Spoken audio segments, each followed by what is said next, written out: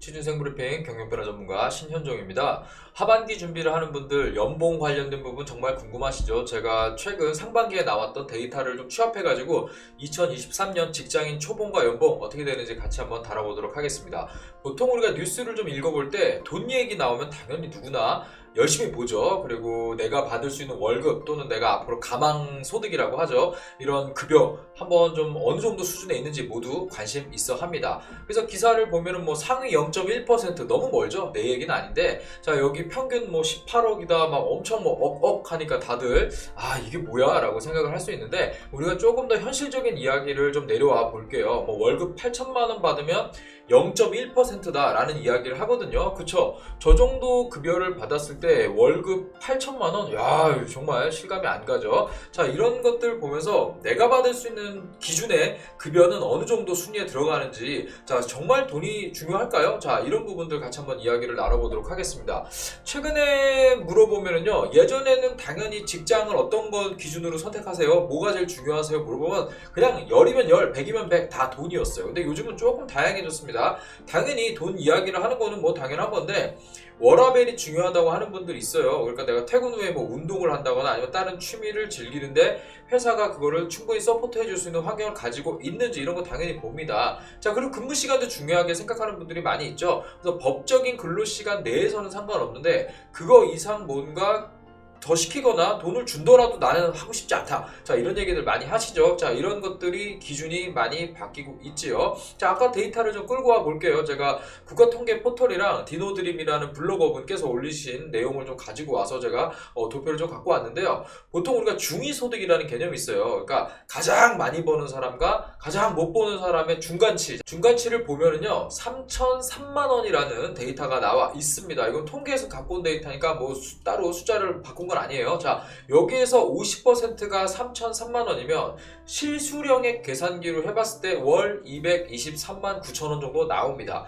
그러니까 보통 우리가 중소기업에 들어가서 또는 내가 뭐 대기업 이런 거 따지지 않고 일반적으로 회사에 들어가서 일을 했을 때 월 200에서 230이다 라고 하는 분들이 상당히 많이 있거든요. 이 정도의 급여를 제시하는 회사면요, 일단 기본적으로 상위 50% 안에 들 수 있는 소득을 제공하는 회사다, 이렇게 보시면 될 것 같아요. 자, 그리고 상위 10% 1억 3천 가까이 받는 급여죠. 상당히 갭이 크죠. 자, 1억 3천 정도 받으면요, 월 800만 원 정도 되거든요. 보통 우리가 월 한 실수령액 기준으로 500만 원 정도 받으면 꽤 많이 받는다라고 일반적인 얘기를 많이 하거든요. 그리고 보통 직장인들 얘기해보면요, 월 500을 받게끔 내가 일하는 게 목표다, 이런 얘기를 상당히 많이 하거든요. 자, 그 정도도 상당히 높다라는 걸 알 수 있겠죠. 그래서 상위 10%다 그러면 월 800만 원 정도 받는 수준이다라고 이해를 하시면 될 것 같아요. 자, 구간별로 좀 따져보니까요, 이렇게 쭉 갭이 있는데 상위 0.1부터 내려가는 구간들이 팍팍팍팍 커지죠. 자, 그런데 대기업의 평균 연봉, 그러니까 신입사원부터 우리 부장님까지입니다, 노조에 가입할 수 있는 직급과 나이대를 봤을 때 거의 1억에 가까워요. 그러니까 9,800만 원이 넘거든요. 자, 이 정도면 소득 상위 7% 안에 드는 겁니다. 자, 그러니까 여러분들이 대기업에 입사를 해가지고 부장 직급까지 가기도 물론 어렵지만, 자, 뭐 팀장이라던가 부장 직급까지 올라가갖고 연봉을 거의 1억 가까이 찍는다? 그러면 내가 대한민국에서 소득 상위 7% 안에 드는 겁니다. 그러니까 엄청 많이 준다는 걸 알 수 있어요. 자, 그러면 초봉 기준으로 좀 볼까요? LG화학이 인터넷으로 제가 찾아보니까 초봉이 5,170만 원 정도 하더라고요. 자, 그러니까 LG화학에 입사를 하는 순간 바로 생애소득 처음 받는 게 상위 25%부터 출발을 하는 거예요. 자, 그렇기 때문에 대기업 취업하는 거 많은 분들이 에이 그게 뭐 대수야 라고 생각하는데, 급여가 높기 때문에 당연히 상위 소득 구간으로 들어가고 싶은 본인의 의지가 있다라면 당연히 대기업 취업을 목표로 하는 게 맞다라고 여기서 보시면 될 것 같아요. 자, 삼성전자 당연히 급여 뭐 이런 걸로는 거의 국내 탑이죠. 자, 작년 기준으로 제가 좀 갖고 와봤어요. 1년차 기본급이 5,300만 원입니다. 반도체 부문 보니까 성과급이 1,400% 지급이 됐더라고요. 그러면 5,300에 이 성과급 1400%를 계산을 해서 이 급여를 계산해보면 9,010만원 정도 나와요. 자, 그리고 가전 네트워크 부분은 1000%였기 때문에 여기서 한 2,000 정도 빠지는 금액이라고 보시면 되거든요. 자, 그러면 이거를 실수령액으로 580만원을 받을 수 있게 돼요. 제가 아까 뭐라고 그랬어요?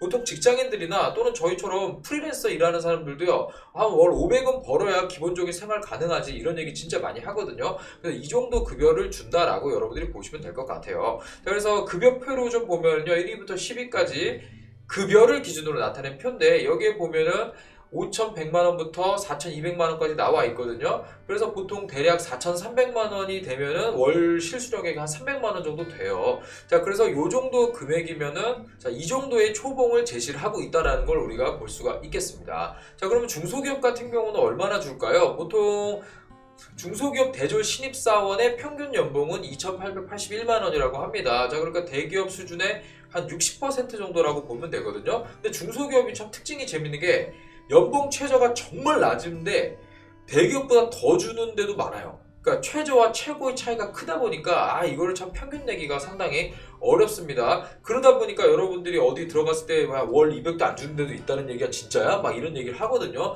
물론 최저임금 때문에 그거 밑으로 주는 회사는 없겠지만 그런 이야기가 나도는 이유가 바로 여기에 있는 거예요. 블라인드에 올라온 한 자료가 있는데요. 여기 보니까 2023년 최신 수도권 중소기업 봉급표라고 했는데, 근데 여기 약간 잘못된 게 이 정도의 호봉제로 급여를 쭉 지급하는 회사 정도면은요, 거의 상장사급이에요. 사실 이 정도면 상당히 탄탄한 회사고, 뭐 대기업 부럽지 않은 중소기업이다라고 보시면 되겠는데요.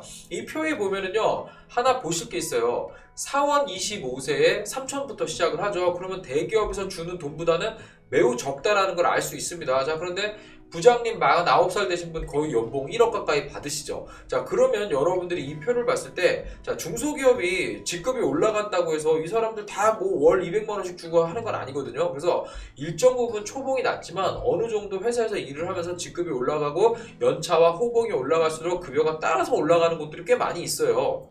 그리고 성과급을 실시를 해서 이 사람의 성과를 평가해서 급여를 주려면 HR 시스템이 상당히 고도화되어 있어야 되거든요. 근데 중소기업들이 이거를 투자할 만한 여력도 없고 시스템 비용도 상당히 많이 들고 그거를 수행할 만한 전문가가 보통 중소기업에 오지 않습니다. 그리고 대부분 제조업 기반이기 때문에 이 성과를 면밀하게 측정하기가 상당히 어렵거든요. 자, 그러다 보니까 직급에 따라서 연차에 따라서 쭉 올라가는 구조를 많이 가지고 있어요. 자, 그럼 여기서 조심해야 될 회사는 어떤 데죠? 연봉제를 표방하면서 연봉에 의해서 성과에 의해서 돈을 주겠다, 매년 연봉 계약한다 이렇게 얘기해놓고 매년 계약할 때마다 뭐 어렵다 어쩌다 그러면서 정말 최소치 조금씩만 올려주는 곳들이 있거든요. 자, 이런 데에서 일을 하면 몇 년 뒤에도 연봉이 비슷하고 오래 일한 나를 일을 가르쳐주는 대리님하고 나랑 급여 차이도 얼마 안 나고, 자, 이런 일이 발생하는 거거든요.